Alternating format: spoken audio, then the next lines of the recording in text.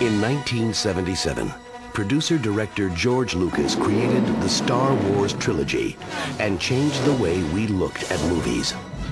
Now, 20 years later, using new digital technology, Lucas and his creative teams at Lucasfilm, THX, Skywalker Sound, and Industrial Light and Magic have completely restored, enhanced, and added to these classic movies to create the Star Wars Trilogy Special Edition.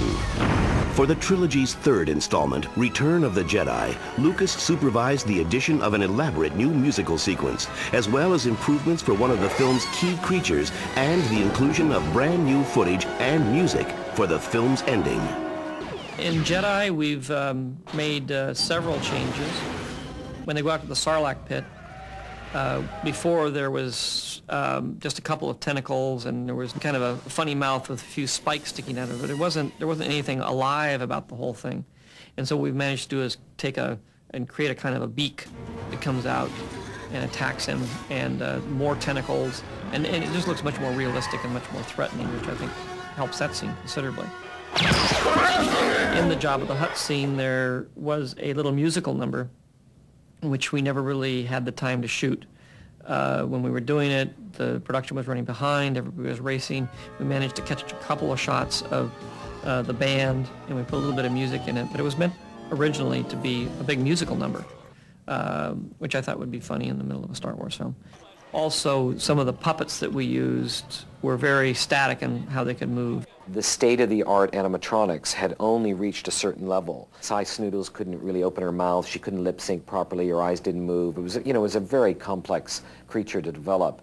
And I think this gave us the opportunity to actually open that up. It's a matter of really sculpting the characters in the computer, similarly to how you would out of clay. In fact, the computer graphic characters, we approach them a lot the way you would approach an animated drawing character, but they really are much more like puppets. We constantly find that we run into the limitations that you would typically encounter in building a puppet. They won't bend right, or their mass isn't right, or they're just the kind of things that puppeteers have been fighting for years. So it's as if we build these puppets, but then we turn them over to traditional animators to create the performance. So it's kind of a hybrid. We've added one new character that they didn't have the time to actually develop on the third film, Yazam, and he acts as a counterpoint to Cy, and they have a little duet, and now it's just a fun musical number.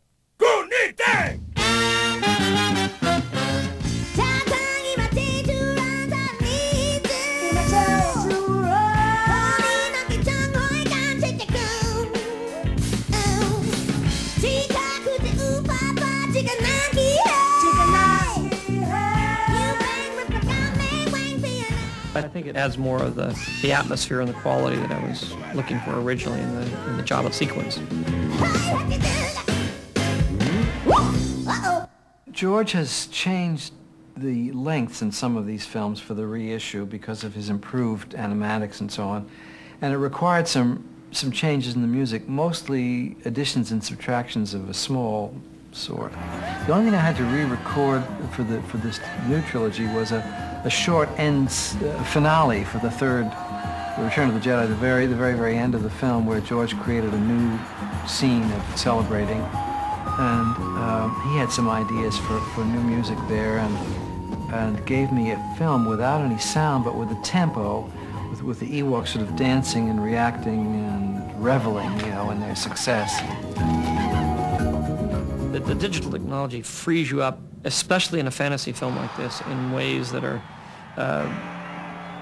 basically overwhelming. I mean, you could think of things, you can write things, but it's very hard to make that literal and make it real. And digital technology is the thing that's going to allow that whole medium, which is science fiction and fantasy and film, to flourish as it never has before. Now, sit back and get ready to experience George Lucas's definitive vision of Return of the Jedi, the third installment in the Star Wars Trilogy Special Edition.